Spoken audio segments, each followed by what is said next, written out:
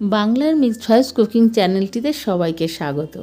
মিষ্টি শুকের একটা রেসিপি আজকে আপনাদের সাথে শেয়ার করব। আশা করি আপনাদের সবার ভালো লাগবে। চলুন দেখা যাক রেসিপিটা।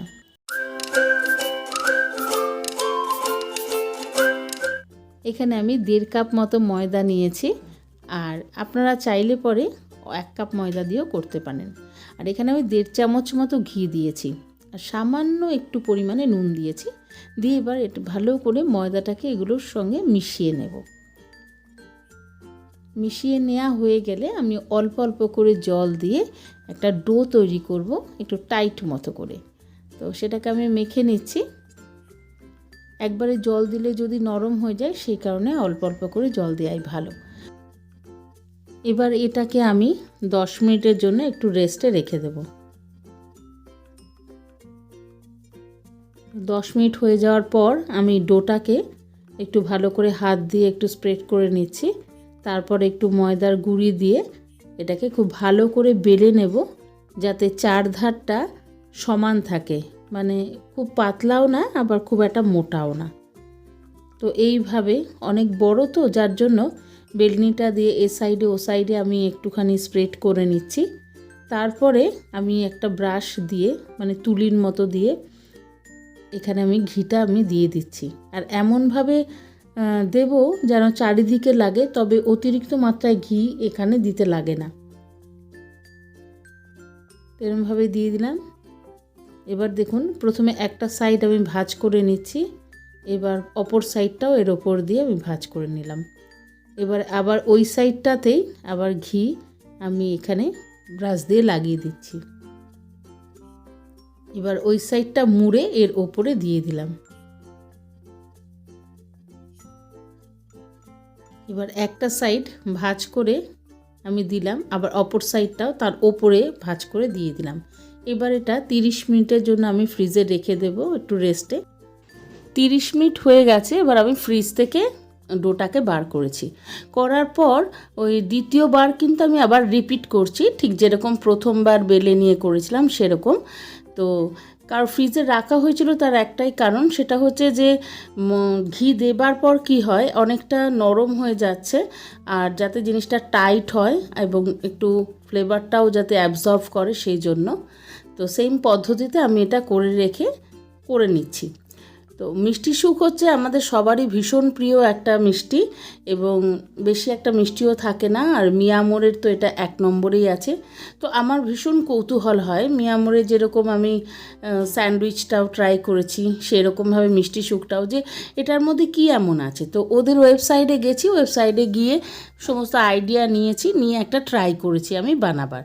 তো এটা 80% মতো হয়েছে আমি দেখতে পেয়েছি, মানে দেখতে পেয়েছি বলতে টেস্ট করেছি। তো এইভাবেই আমি করে নিচ্ছি। করে নিয়ে এবার আমি 30 মিনিট না 15 মিনিটের জন্য আবারও ফ্রিজে এটা রেখে দেব। এবার তারপরে কি হবে, আমার বেলতে একটু সুবিধা হবে, একটু টাইট মতো হয়ে যাবে। তো এবার আমি কিছু কাজু বাদাম আমি গ্রাইন্ডারে গুঁড়ো করে নেব পুরটা বানাবার জন্য। তো এখানে কিছুটা খোয়া ক্ষীর দিয়েছি প্রথমে, আর মিডিয়াম ফ্লেমে রেখে কিছুক্ষণ করে নিয়ে যেই দেখেছি এটা একটু গলতে শুরু করেছে, তখন এটা লো ফ্লেমে দিয়েছি। তারপরে এই কাজু বাদামের গুঁড়ো এর সাথে মিশিয়ে একটা সুন্দর পুর আমি বানিয়ে নিয়েছি। কোনো চিনি বা গুড় এর মধ্যে আমি দিইনি, তো কারণ মিষ্টি সুখের মধ্যে এই ধরনের পুরই ইউজ করা হয়। এবার 15 মিনিট হয়ে গেছে, আমি ওই ডোটাকে বার করেছি। করে নিয়ে এবার সেম পদ্ধতিতে আমি বেলে নেব, তবে আর একটু পাতলা মতো বেলে নেব, তবে একদম ফিনফিনে পাতলা না, একটু থিকনেস থাকবে। আর এটা বেলে নিয়ে এবার লাস্ট যেটা আমি পদ্ধতিটা ব্যবহার করছি, দেখবেন যারা বাড়িতে পছন্দ করেন খাবার বানাতে, তারা অবশ্যই বাড়িতে ট্রাই করবেন, এবং যারা নাও করেন তারাও করে দেখবেন। তো এই একটা ছুরি দিয়ে আমি এই যে বেলার এটাকে সোজা করে আমি করে নিচ্ছি, কারণ একটু তেচড়া বাচড়া হয়ে গেছে সেজন্য। তো মাঝখান দিয়ে প্রথমে একটা আমি ছুরি দিয়ে কেটে নিলাম সমানভাবে। এবার আবার 3-6 টুকরো মতো আমি করেছি, তবে মিষ্টি শুকটা কিন্তু একটু ছোট হয়, তো আমি একটু বড় বড় করেছি। তো মাঝখানে পুরটা দিয়ে দিয়েছি।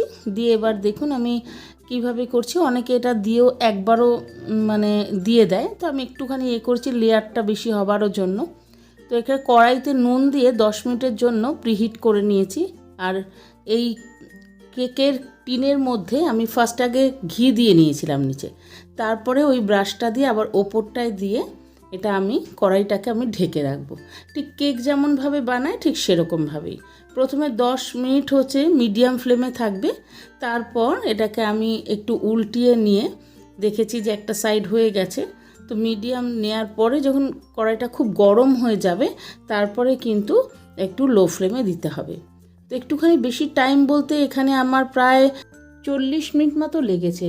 তো মিষ্টি শুক তো আর একটু ছোটো ছোটো হয়, এখানে প্রায় 7খানা মতো কিন্তু করা যেত। তো আমি একটু বড় করেছি বলেই এখানে 3টেতে আটকে গেছে।